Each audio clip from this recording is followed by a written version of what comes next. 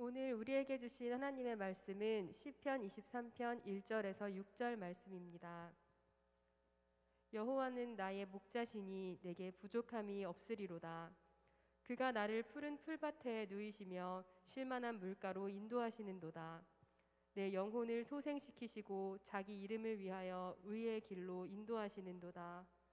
내가 사망의 음침한 골짜기로 다닐지라도 해를 두려워하지 않을 것은 주께서 나와 함께 하심이라. 주의 지팡이와 막대기가 나를 안위하시나이다. 주께서 내 원수의 목전에서 내게 상을 차려주시고 기름을 내 머리에 부으셨으니 내 잔이 넘치나이다. 내 평생의 선하심과 인자하심이 반드시 나를 따르리니 내가 여호와의 집에 영원히 살리로다. 아멘. 아멘. 안녕하세요. 여전히 기분이 나쁘구나. 안녕하십니까? 네, 한 주간 잘 지내셨어요?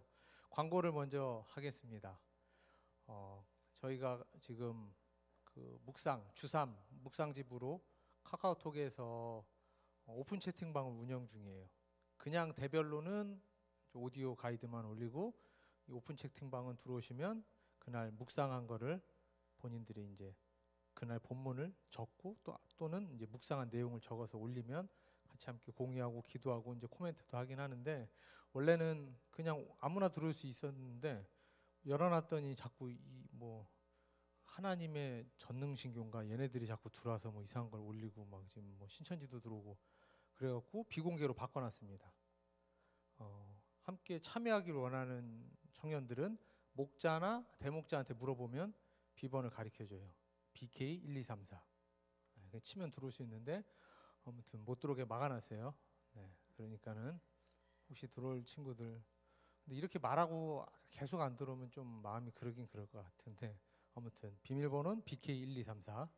네, 목자나 대목자한테 물어보면 됩니다. 그리고 24일 날은 청년들, 저희 젊은이 교회가 강단 기도하는 날이에요. 토요일 날 같이 함께 모여서 기도할 청년들, 제가 전화한 청년들은 다 오면 돼요. 그날 전화 받으면 오시면 됩니다. 알았지, 재영아? 그렇지. 대답을 해야 또 말씀을 하지. 자, 오늘 말씀을 함께 나누겠습니다. 오늘 우리의 오해였을지도 모른다. 우리의 오해였을지 모른다라는 제목으로 말씀 함께 나누겠습니다. 원래 제가 가짜 사나이를 안 봤었어요. 근데 하도 막 날리길래 이제 저는 거꾸로 역주행 시즌 2를 보면서 시즌 1을 이제 같이 보기 시작했는데, 갑자기 그 중간에 이게 비공개로 돌아서 갖고 지금 이제 한참 재밌게 보고 있다가 제가 그걸 보고 낄낄대고 있으면 저희 집사람이 저를 이렇게 한심하듯이 쳐다보고 있어요. 가짜 사나이 볼 때마다 깨닫는 거는, 이게 경험이 있는 사람이 보는 거랑 경험이 없는 사람이 보는 거랑 이게 이해가 전혀 달라요. 그럴 수밖에 없겠죠. 저는 이렇게 그걸 보고 있으면요, 웃으면서 보긴 하지만 몸에 막 힘이 들어가요. 나도 모르게 막 피곤해. 그래서 막, 그리고 헛웃음이 나와요. 막 옛날 그 상상이 되거든요. 군대에서 보냈던 얼마나 힘들까 얘네들이. 그러니까 재밌어서 웃는다기보다는 막 안쓰럽고 막 아무튼 그 있어요, 그 마음이. 저희 집사람은 옆에서 힐끗힐끗 보는데 왜 저 고생을 하지? 뭐 이런 소리를, 뚱딴지 같은 소리를 하고 앉아 있어요. 이제 전혀 모르는 거지. 제가 군대 얘기하면 저희 아내는 맨날 그래요. 군대에서 제가 놀고 먹고 그러다 온 줄 아는데 저 엄청 고생 많이 했거든요. 제가 최전방에서 빡세게 훈련받고 왔는데, 군대 얘기하면 이제 안 되니까 제가 여기서 멈추는데, 아무튼 이렇게 보면 막 저는 마음이 막 안쓰러워요. 이게 남의 일 같지가 않은 거예요. 근데 뭐든지 그런 것 같아요. 아기를 봐도요, 아기들이 막 이쁘게 다니잖아요. 그러면은 막 특히 이제 유아유치부 선생님들 계실 텐데, 애들이 막 까불고 장난치고 막 말 안 들어도 막 귀엽대. 몰라서 그러는 거예요. 근데 그걸 보고 막 안타까워하는 분들은 애기 엄마들이야. 자기가 키워보니까 아는 거지. 그러니까 안 키워보는 사람들은 그냥 이쁘지, 뭐 어쩌다가 막 까불고 어쩌다 말 안 듣는 것 같지만, 그게 일상이 되는 것 같으면은 이게 보는 게 달라진단 말이에요. 그러니까 세상을 바라볼 때 다 그런 거예요. 원래 내가 경험을 가지고 보느냐, 내가 얼만큼 알고 보느냐 모르고 보느냐에 따라서 이해도가 달라지는 거죠. 당연하겠죠. 자, 시편 23편 오늘 지난주에 1편 했어요. 23편 한국 사람들이 제일 많이 외우고 좋아하는 시편이 1편과 23편이에요. 근데 제목이 뭐냐? 오늘 우리의 오해였을지 모른다. 전화가 막 왔어요, 저한테. 제목 뭐 좀 이상한 것 같아요. 무슨 얘기를 하려고 왜 시편 23편에 이런 제목을 달았나요? 막 이렇게 전화를 몇 분이 하셨었는데, 여러분 시편 23편 하면은 뭐가 떠오르죠? 보통 선한 목자, 하나님은 나의 여호와는 나의 목자, 막 그 푸른 풀밭에 막 초장이 쫙 그려져 있고, 우리가 왜 이런 상상을 하냐면 1번 사진 보여주세요. 어릴 때부터 이 그림을 많이 보면요. 나왔어요? 네. 이게 이제 한 교회를 20년 이상 다닌 집 가보면 이런 게 딱 있어요. 그리고 밑에 이제 궁서체로 여호와는 나의 목자시니 이렇게 해갖고 낙인 하나 빡 찍혀갖고 무슨 교회 하고 예수님의 아기 어린 양 탁 데리고 있는 거. 저걸 하도 많이 보다 보니까 시편 23편 하면 저게 막 그려지는 거야. 시냇가가 흐르고 막 이쁜 양들이 있고 예수님이 새끼 양을 탁 하나 안고 이렇게 편안하고 안식이 되고 고요하고 이런 걸 생각을 한단 말이에요. 근데 실제 모습은 어떨까요, 여러분? 자, 2번 사진 한번 보여주세요. 보이세요? 저 거지 같은 모습. 그냥 저게요. 뭐 지금 연출이 아니라 이스라엘 가서 지나가는 목동 아무나 붙잡으면 저런 몽타주가 나오는 거예요. 지금 푸른 풀밭 마른 시냇가라고 했는데 보통 가면 땅이 저래요. 지금 보이죠? 흙밖에 잘 안 보이죠? 안 보여요? 침침해 눈이 잘? 보이죠? 뒤에도. 네, 풀이 없어요. 목동은 저런 모습이야. 그러니까 우리가 상상하는 그림은 그 앞에 봤던 그 그림은 안 나온단 말이에요. 실제로 가보면. 그러니까 우리는 시편 23편을 읽으면서 우리가 상상의 그림을 막 그리고 있지만 실제로 이스라엘을 가서 보게 되면은 크게 나왔네 이제. 그냥 풀이 없어요. 그냥 돌밭에 풀을 찾으러 양들이 맨날 헤매고 돌아다녀야 되는 그런 상황이에요. 그래서 시편 23편을 우리가 수없이 많은 설교를 듣고 수없이 많이 읽고 외우고 뭐 암송하기도 하지만 이 시편 23편에 있었던 실제 숨겨져 있던 내용들을 모르면 우리가 잘못된 아니면 부분적으로만 이해를 할 수가 있어요. 그래서 오늘 무슨 얘기를 하려고 하냐면 우리가 들었던 설교가 잘못된 거다 이 얘기는 아니에요. 그게 맞는 말씀들이었지만 우리가 그동안 미처 생각하지 못했던 숨겨져 있던 부분들 그냥 스쳐 지나갔던 부분들을 오늘 좀 함께 나누려고 해요. 자, 그러면 시편 23편을 우리가 보면서 우리가 오해하는 게 뭘까요? 결론부터 먼저 말씀을 드리면요. 가장 큰 오해는 우리가 시편 23편을 읽으면서 묵상하면서 기대하는 그리고 그린 그림과 하나님께서 이 말씀을 우리에게 주시면서 하나님께서 우리에게 주시려고 했던 메시지가 조금은 다르다는 거예요. 뭐가 다르냐? 우리는 마치 시편 23편을 읽으면서 묵상하면서 하나님이 항상 나를 저런 푸른 초장으로 언제나 그냥 평온하고 평탄한 길로 인도해 주실 거야 라고 기대를 하면서 읽는데 하나님께서는 우리에게 그 말씀을 주실 때 우리가 그 말씀을 마치 지니의 램프에 요정을 부르듯이 힘들고 어려울 때 이것만 달달 외워갖고 내가 하나님이 나를 좋은 길로 인도해 주실 거야 이렇게 주문해오듯이 외우는 것을 원치 않으세요. 만약에 우리가 그렇게 이해하고 있다면 반쪽만 이해하고 있는 거죠. 자, 그래서 오늘 3가지 정도만 제가 나누려고 합니다. 제가 원래 설교를 좀 짧게 하는 스타일이거든요. 어른들 하면 길게를 못 하는데 이상하게 젊은이 교회 와서 길게 한다고 지금 저는 몰랐어요. 근데 우리 집사람이 알려주더라고. 설교 좀 짧게 왜 이렇게 길게 난 원래 짧게 하는데 저는 짧게 하는 게 특기예요. 길게는 원래 못하는 사람이거든요.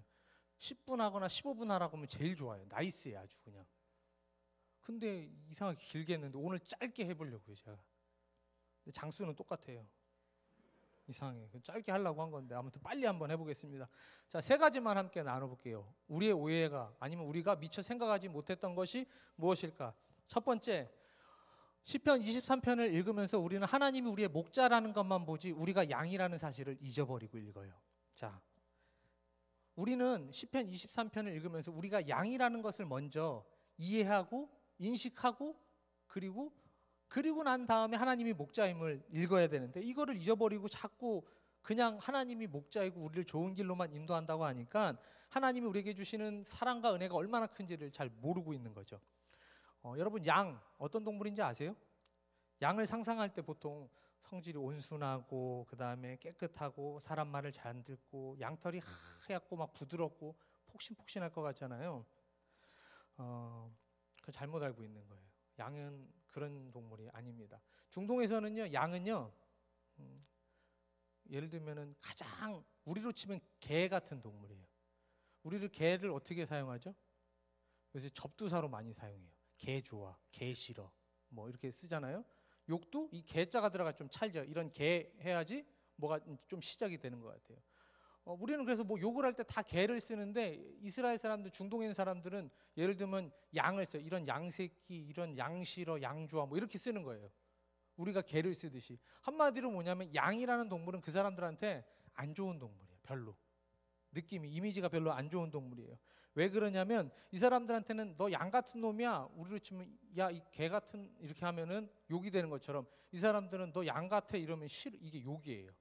왜냐면 양은 더럽고 게으르고 고집세고 추잡하고 뭐 이런 캐릭터가 바로 양이란 말이에요. 성경에도요, 양을 부정적으로 이야기를 해요. 이사야 53장 6절 나왔어요? 이제 빨리빨리 나오네. 보면 우리는 다 양 같아서 그릇 행하여 각기 제 길로 갔거늘 여호와께서는 우리 모두의 죄악을 그에게 담당시키셨도다. 저기서 우리는 다 양 같아서 무슨 얘기냐?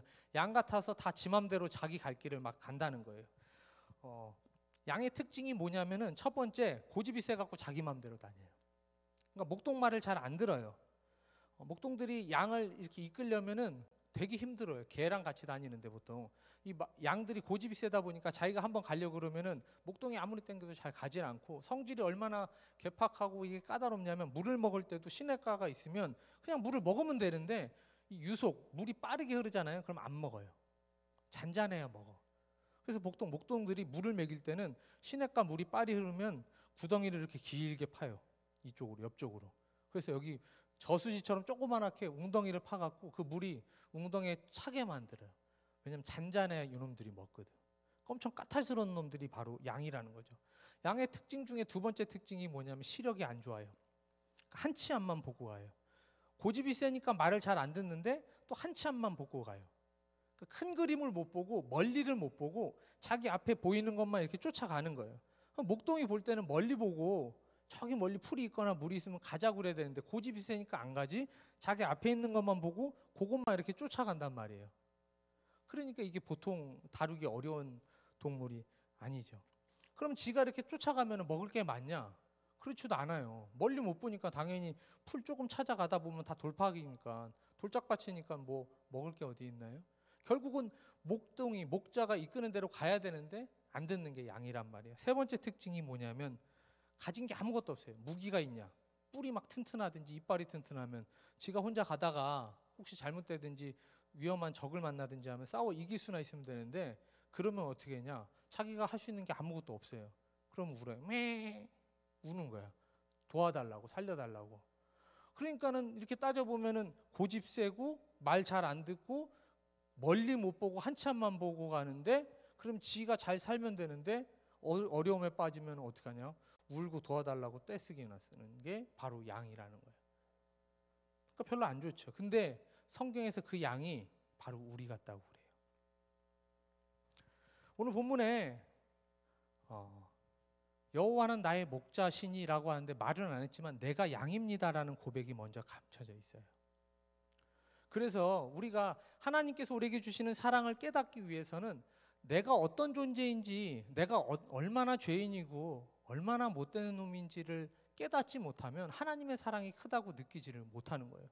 오늘 본문에도요, 다윗이 여호와는 나의 목자시니라고 하는데 1인칭으로 표현하는 나 또는 내라고 하는 게 몇 번 나오냐면 한글 성경에는 14번, 나네 나 나네 나네 나 이렇게 써 있죠? 14번이에요. 성자간사가 3번 셌어요. 맞아요. 14번 나와요. 근데 영어 성경이나 원문에 보면은요 17번이 나와요. 양은 원래 혼자 사는 동물이 아니에요. 보통 양은 목동 한 사람이 50마리에서 70마리 정도를 몰고 다녀요. 그룹으로 무리지어서 사는 동물이거든요. 근데 혼자가 됐을 때는 왜 그러냐? 아까 얘기한 것처럼 고집 부리다가 한참만 보고 가다가 말 안 듣고 자기 뜻대로 막 가다 보면 혼자 남는 거예요. 그러면 그때가 언제냐면 어려움을 당할 때예요. 인생을 살아가면서 우리가 그럴 때가 있어요. 내가 잘 선택한 것 같아요. 애쓴 것 같아요. 그리고 막 가다 보면 나도 모르게 어려움에 빠질 때가 있단 말이에요. 그때가 어느 때냐? 내 욕심대로, 내 생각대로, 내 계획대로 막 가다 보면 그게 잘하는 줄 알고 갔는데 가다 보면 거기에 만나는 게 어려움을 만날 때가 있어요.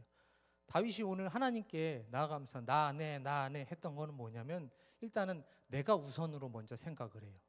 그리고 어려움에 빠진 게 결국은 그 무리에서 하나님을 떠났기 때문에 어려움을 당하기 시작을 하는 거거든요.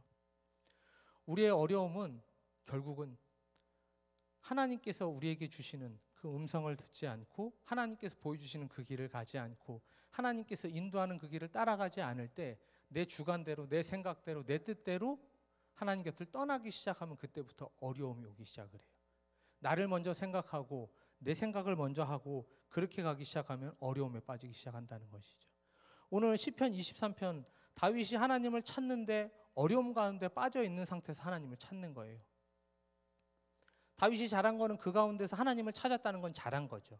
하지만 그 어려움에 닥치기 전까지는 자기의 뜻대로 살아왔던 인생들이 있었기 때문에 어려움을 당하는 거예요. 우리가 하나님을 찾을 때 먼저는 뭐냐면 가끔 그럴 때가 있어요. 내가 교회 다니고 신앙생활 잘하는데 왜 하나님 나한테 이렇게 어려움을 주세요? 내가 나름대로 주일 예배도 드리고 기도도 했는데 하나님 왜 나 이렇게 어렵나요? 우리 부모님도 교회 다 다니고요. 나도 신앙생활 모태신앙인데 왜 어렵나요? 왜 어려울까요? 교회는 다닌다고 했지만 내가 믿음을 갖고 산다고는 했지만 하나님 뜻대로 살기보다는 내 욕심, 내 생각, 내 소견대로 살 때가 많았어요. 그러다 보면 어려움에 처해 있는 거죠. 왜 어려움을 만났을까요? 하나님이 우리를 그 어려움에 밀어넣었을까요? 아니면 내가 내 욕심을 채우기 위해서 그 길을 갔을까요? 우리는 이걸 먼저 확인해야 돼요. 하나님이 우리의 목자 되신 건 분명하지만 내가 왜 이 어려운 상황 가운데 처해져 있을까? 내가 죄인이었음을, 내가 그 길을 갔음을 먼저 고백해야 돼요. 그리고 난 다음에 우리에게 필요한 것은 하나님, 내가 양 같은 존재였습니다. 내가 하나님 뜻대로 살지 않고 내 뜻대로, 내 욕심대로 살았습니다. 그러다 보니까 내가 이렇게 어려움에 처했습니다. 이 고백이 먼저 있어야 되고 그 뒤에 그래서 하나님의 도움이 필요합니다. 내가 연약하기 때문에, 내가 죄인이기 때문에 그래서 하나님께서 나를 도와주셔야 됩니다. 이 고백, 하나님을 의지하기를 원합니다. 하나님께서 다시 나를 이렇게 세워주시길 원합니다. 이 고백이 그 다음에 나올 때 바로 하나님의 은혜를 우리가 바르게 깨달을 수 있게 되는 것이죠. 두 번째 외에는 내가 필요로 하는 것을 채워주시는, 나의 필요를 채워주시는 하나님을 나의 욕구를 채워주시는 하나님이라고 착각할 때가 있어요. 우리는 자꾸 내 욕심, 내 욕구를 하나님이 채워줄 거라고 착각을 하고 살아요. 하나님이 선한 목자, 나를 이끌어주는 목자, 푸른 풀밭, 마르지 않는 시냇가로 이끌어준다는 걸 내가 하나님을 잘 믿으면 마르지 않는 은행 잔고를 채워주시겠지? 아니면 모든 일은 잘 되겠지? 이런 착각과 기대를 하면서 하나님께 나아갈 때가 있어요. 하나님께서 들어주지 못하는 기도 세 가지가 있대요. 첫 번째, 과식하는 사람들의 몸무게를 지켜주지 못한다. 두 번째, 과로하는 사람들의 건강을 지켜주지 못한다. 세 번째, 과욕하는 사람들의 은행 잔고를 채워주지 못한다. 하나님께서는 우리의 욕심을 채워주진 않으세요. 다만 우리의 필요는 채워주시는 분이 바로 하나님이세요. 우리가 왜 애쓰죠? 과식, 과로, 과욕, 이게 다 뭔가요?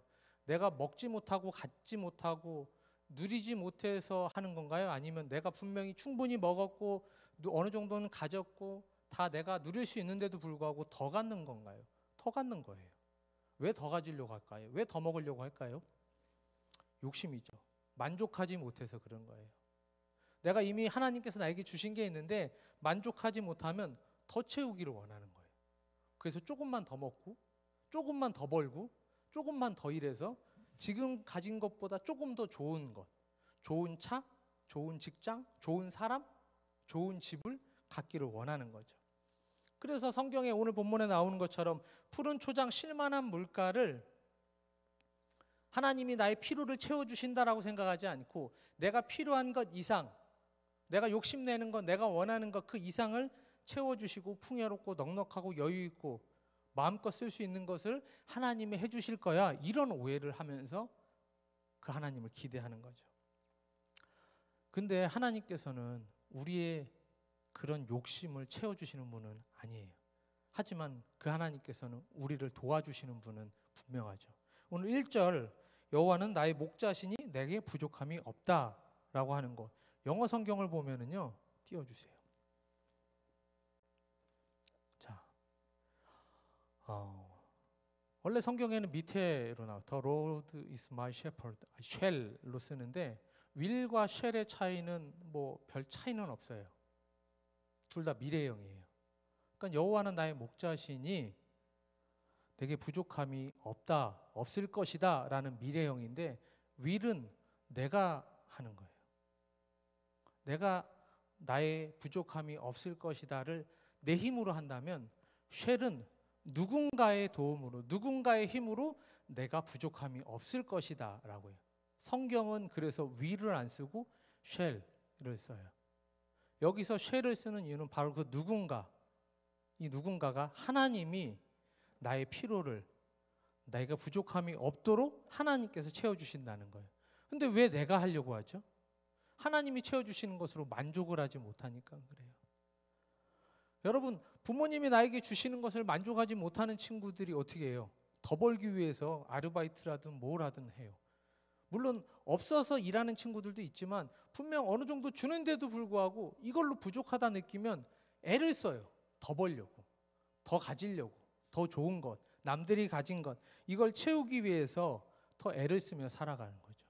우리가 세상에서 살아가는 것 애쓰며 살아가야죠. 열심히 살아가야죠. 당연한 거지만 우리가 하나님이 주신 것으로 만족하지 못하면 더 일하고 더 가지고 더 누리려고 하는 것, 이건 결국은 욕심이라고 표현하지만 결국은 믿음 없음이라고 받아들이면 되는 거예요. 하나님께서 여기서 오늘 본문에서 하나님이 우리에게 부족하지 않겠다는 건 펑펑 마음대로 쓰게끔 해주겠다는 말씀은 아니에요. 하나님께서 부족하지 않겠다 이렇게 말씀하시는 것은 풍족하진 않지만 내 욕심을 채울 수는 없지만 내가 살아가는데 내 필요한 것을 필요할 때마다 가장 좋은 때 하나님께서 채워주시겠다는 약속이에요. 근데 우리는 이 약속을 자꾸 내 욕심으로 바꾸려고 하는 게 문제죠.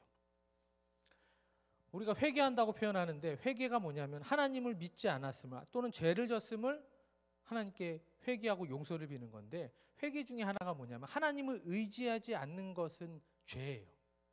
그럼 이때 회개하는 건 뭐냐면 하나님을 의지하겠다는 것.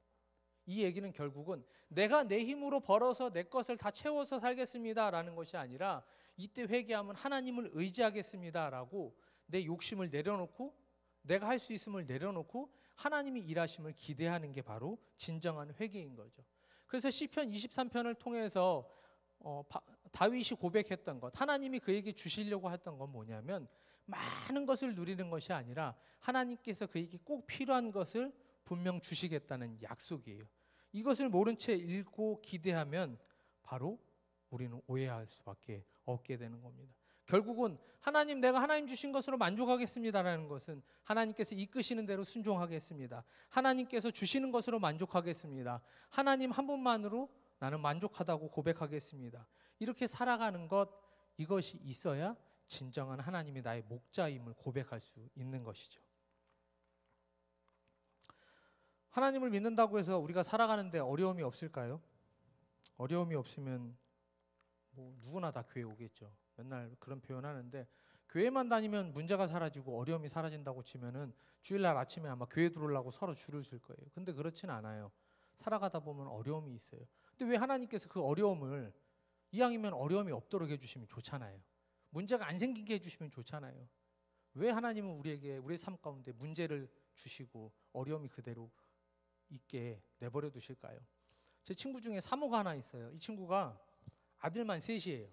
셋을 낳으려고 낳은 게 아니라 하나를 낳고 둘째만 낳으려고 했는데 한 번에 둘이 나왔어요.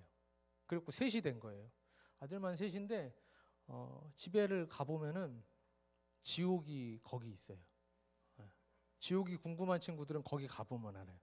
한 30분을 앉아있으면요, 일단 저도 한 2번 정도 갔는데 저를 처음 봤는데도 제 머리를 막 이렇게 막 올라타고 와 막 이렇게 하고 막 소파 위로 뛰어다니고 막 화분에 돌을 던지고 막 그래서 지옥은 가면 안 되겠구나 이제 그런 생각이 막 들 정도인데 이 사모님이 저하고 이제 친구인데 셋을 이제 키우다가 너무 힘이 드니까 남편 이제 목사님은 맨날 이제 교회 가시니까 혼자서 애를 키우는데 너무 힘든 거예요. 그러다가 우울증이 왔어요. 근데 얼마나 심했냐면 그 친구가 저한테 뭐라고 표현하냐면 그 친구네 사택이 이제 아파트인데 12층인가 뭐 10몇 층인데 오늘 앉아 있는데 애들이 막 엄마는 정신이 혼이 빠져갖고 멍하고 앉아 있는데 와 다다다다 와 다다다다 막 이러고 계속 뛰어다니는데 자기 마음속에 어떤 생각이 드냐면 쟤네를 베란다에서 던져버리고 나도 뛰어야 되겠다. 자기가 그 생각이 들더라는 거예요. 너무 싫으니까 그냥 그 천둥 벌거숭이 같이 막 무슨 벌에 쏘인 애들 마냥 와다다다다다다 뛰어다니까 다 던져버리고 나도 그냥 뛰면 끝나겠지. 이 지옥이 끝나겠지. 이 생각이 순간 들더라는 거예요. 근데 그리고 나서 번뜩 정신이 들었는데 내가 심각하구나. 그래서 이제 병원을 가기 시작을 했어요. 그리고 안에 이제 남편 목사님하고 얘기하고 작정을 하고 자기가 기도를 하기 시작했어요. 병원도 가서 치료도 받고 약도 먹고 그리고 나서 왜냐하면 자기가 내 손으로 아이를 죽이고 싶다라는 생각이 들 정도니까 내인데 그래서 얼마를 시간을 작정을 하고 남편이랑 같이 기도를 하는 거예요. 새벽마다 일어나서 무슨 기도를 하냐면 하나님 이 비글 같은 우리 아들 새놈 제발 착하고 온순하고 성품이 아름다운 얌전한 아들로 변화시켜 주세요. 맨날 머리에다 손을 얹고 막 기도를 열흘, 20일, 30일, 40일 이제 기도를 했어요. 그리고 그 약속된 날이 딱 됐어요. 새벽마다 안수하면서 목사님하고 사모님이 눈물로 막 지옥에 살기 싫어요 이러면서 기도를 했어요. 애들이 어떻게 됐을까요? 그리고 나서 제가 다시 갔어요. 아직도 지옥이에요. 와! 정신 나간 애들 같아.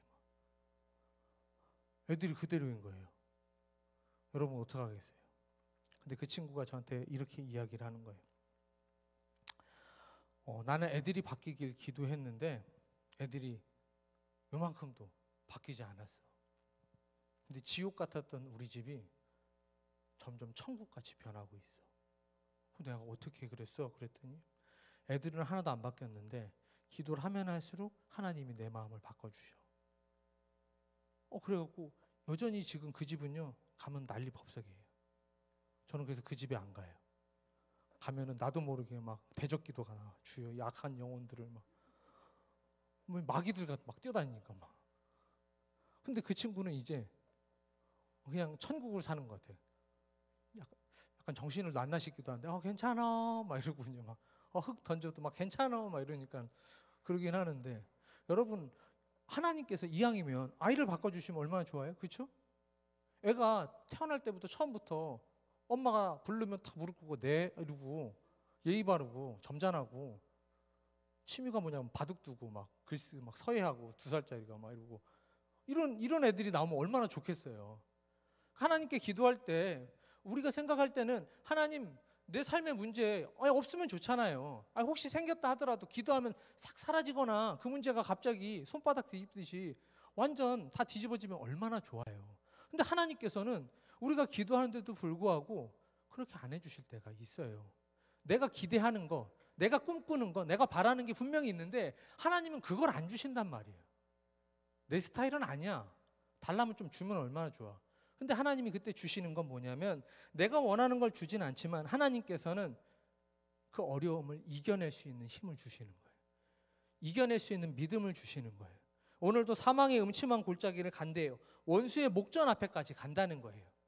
근데 해를 두려워하지 않는 거는 하나님께서 그 두려움을 이겨낼 수 있는 사람이 되도록 내 마음을 붙잡아 주시는 거예요. 내 마음 가운데 이겨낼 수 있는 힘을 우리에게 주시는 거죠. 세상은요 우리한테 자꾸 어디에 집중하게 하냐면 내가 있는 것에 집중하지 못하게 하고 없는 것을 바라보게 해요. 그래서 매일매일 우리의 없음을 부족함을 결핍을 막 부추겨요. 너 이것도 없지 저것도 없지. 내가 가진 것이 누리는 것이 많은데도 불구하고 자꾸 없는 것, 못 가진 것, 남들이 가진 것을 더 부각시키면서 우리의 마음을 자꾸 어렵게 해요. 힘들게 한단 말이에요. 그래서 거기에 매기 시작하면은 하나님께서 주시는 것으로 만족하지 못하는 거예요. 근데 그때 하나님께서 우리에게 원하시는 것은 그 모든 상황 가운데서도 내가 이겨낼 수 있는 것, 세상의 소리에 귀를 기울이는 것이 아니라 하나님의 소리에 귀를 기울이는 것, 하나님이 이미 나에게 주신 그 은혜와 사랑을 기억하고 감사하는 것, 이것이 내 믿음이 되고 이것이 내 능력이 되고 이것이 내 힘이 돼서 세상 그 무엇이 나를 뒤흔들어도 거기에 쓰러져 넘어지는 삶이 아니라 믿음으로 담대하게 선포하며 나아가며 이겨내는 그런 믿음의 사람이 되길 원하시는 거예요.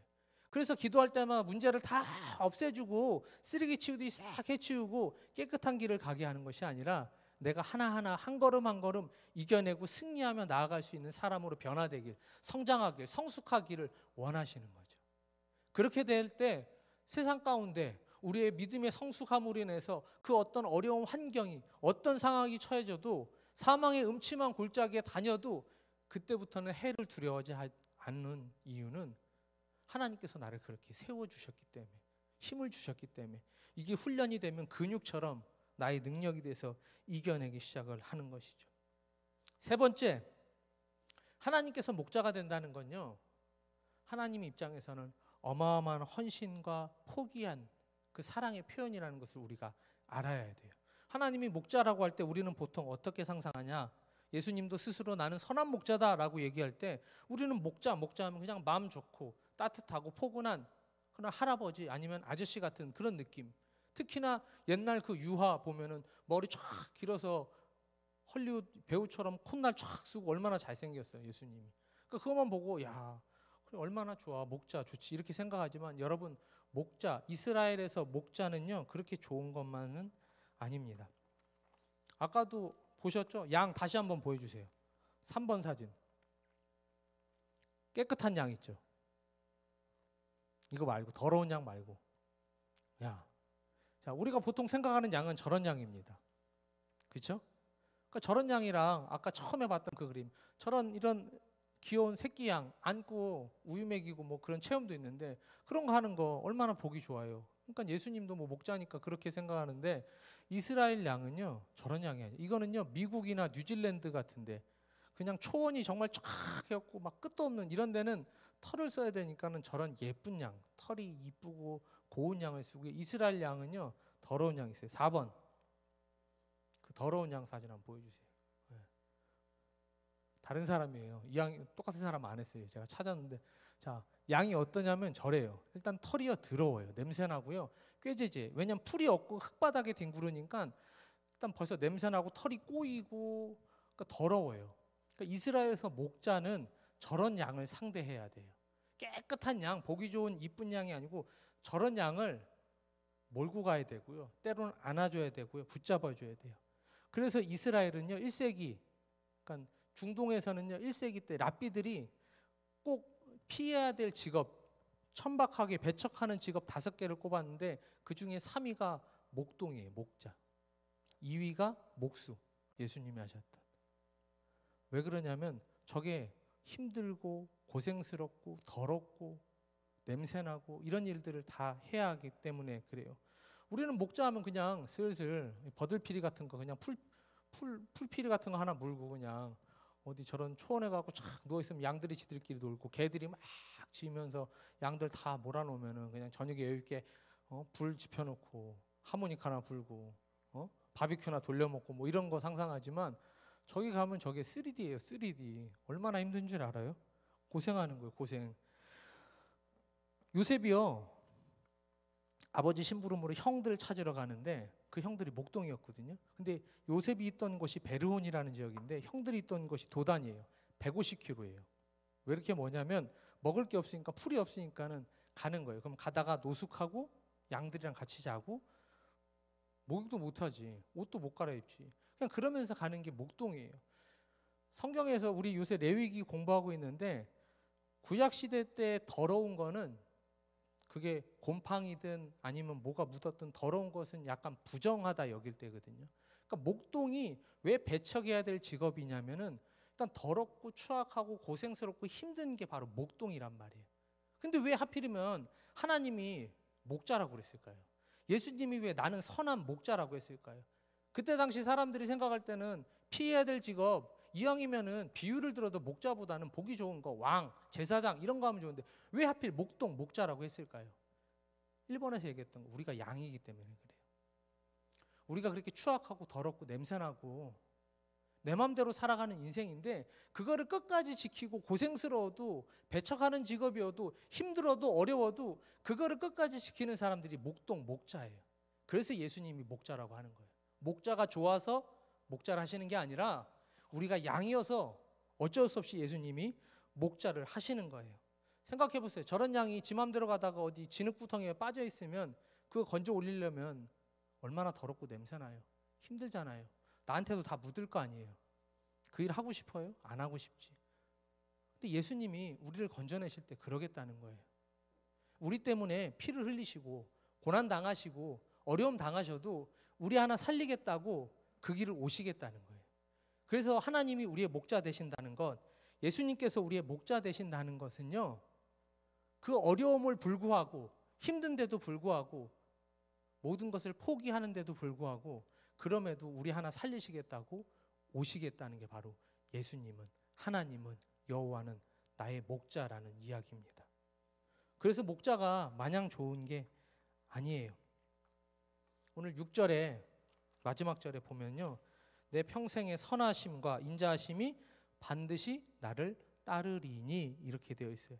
이게 한글 성경으로 번역하니까 반드시 하나님께서 나를 따라온다 이렇게 생각을 하지만 원문에는요, 반드시 하나님의 선함과 인자하심이 내 평생 나를 쫓아온다 이렇게 해석을 해요. 무슨 얘기냐? 우리 성경은 그냥 내가 이렇게 살랑살랑 가고 있으면 뒤에 이렇게 쫓아오시는 것 같아요. 좋은 거 들고. 근데 원문에는 그게 아니라 마치 사냥하는 사람이 사냥할 대상을 쫓아가듯이 절대 놓치지 않고 끝까지 쫓아온다는 거예요. 왜 쫓아와? 우리를 죽이려는 게 아니라 우리에게 선함과 인자함을 주려고 쫓아오는 게 바로 하나님이라는 거죠. 그게 바로 목자라는 뜻이에요. 우리 부모님들이 그런 얘기해요. 도시락 싸들고 다니면서 말리고 싶다. 아니면 우리를 위해서 도시락 싸들고 다니면서 쫓아다니고 싶다 이러죠. 왜 도시락까지 싸들고 다니면서 쫓아다닐까요? 그게 바로 부모님의 사랑이에요.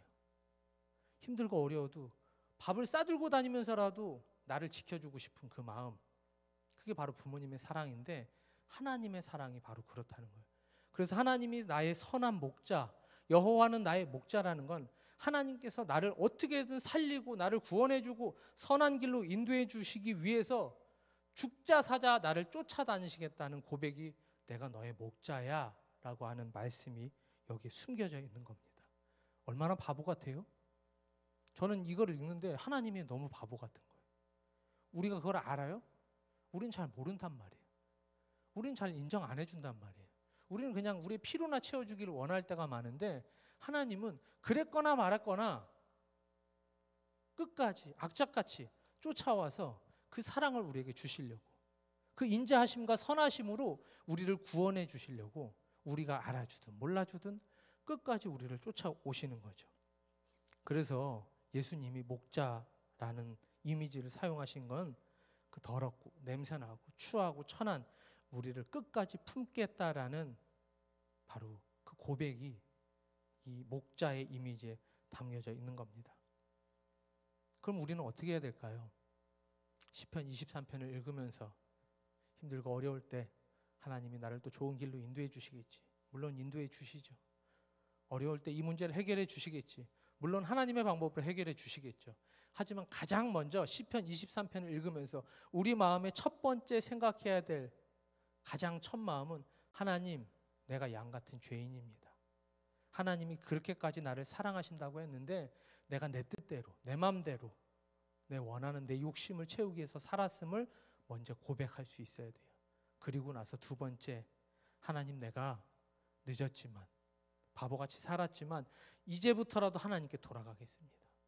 여호와께 돌아가겠습니다. 하나님을 의지하겠습니다. 하나님을 인정하겠습니다. 이 고백이 있을 때 그때 진짜 하나님이 우리에게 주시는 그 은혜와 사랑을 깨달을 수 있는 거죠. 그렇지 않으면 모른 채 살아가는 거예요. 모른 채.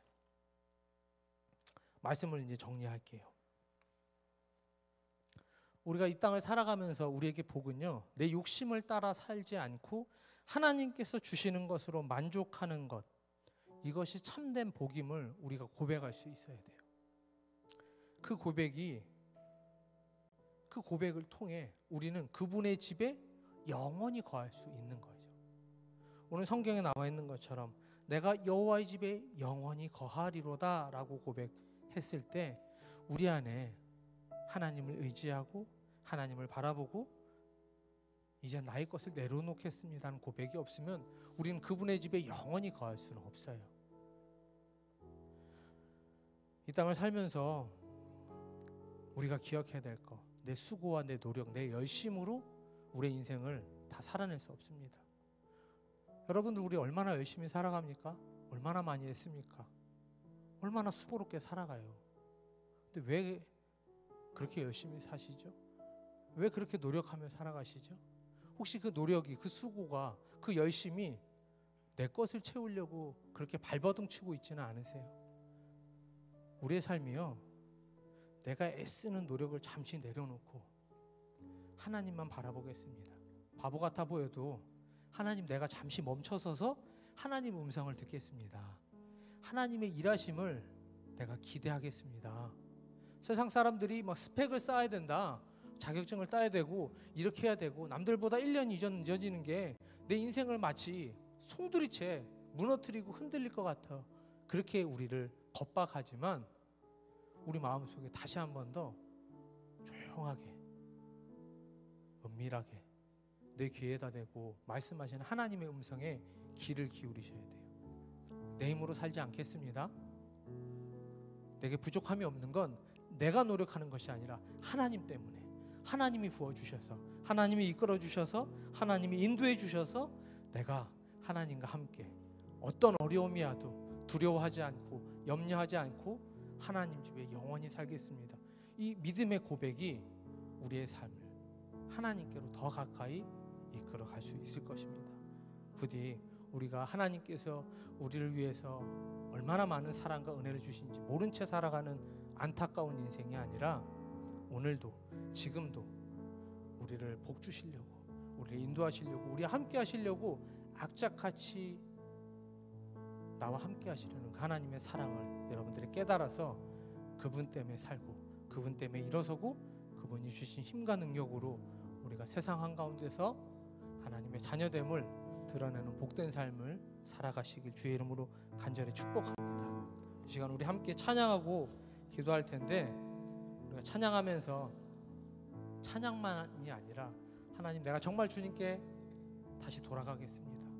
나의 방법을 내려놓고 주님이 원하시는 모습으로, 원하시는 방법으로 하나님의 시간에 맞춰서 내가 살아가겠습니다라고 고백하는 마음을 담아서 함께 찬양하면 좋겠습니다. 함께 찬양하겠습니다.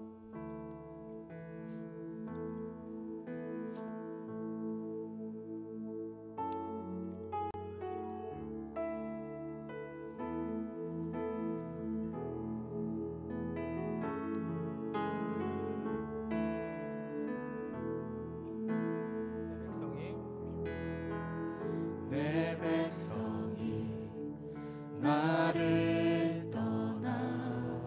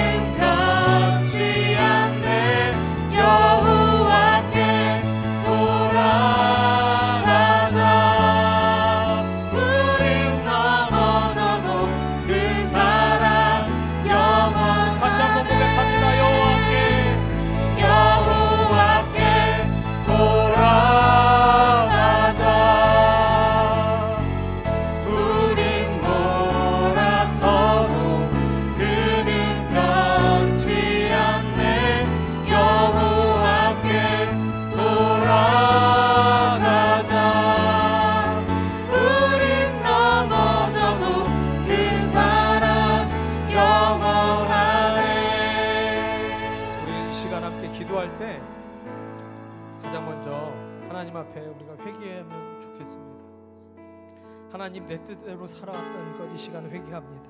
하나님 의지하지 않았던 것 회개합니다. 하나님 말씀 따르지 않고 세상의 소리에 귀 기울였던 것 이 시간 다시 한번 회개합니다. 하나님 이제부터 주님만 의지하겠습니다. 하나님만 바라보겠습니다. 하나님만 기대하겠습니다. 믿음 따라 살아가는 저희들 되겠습니다. 이 시간 기도하실 때 우리의 부족함, 연약함 회개하시며 하나님의 말씀을 따라 살겠다고 고백하며 나아가겠습니다. 이 시간 우리 주여 한번 부르짖고 함께 기도하도록 하겠습니다. 주여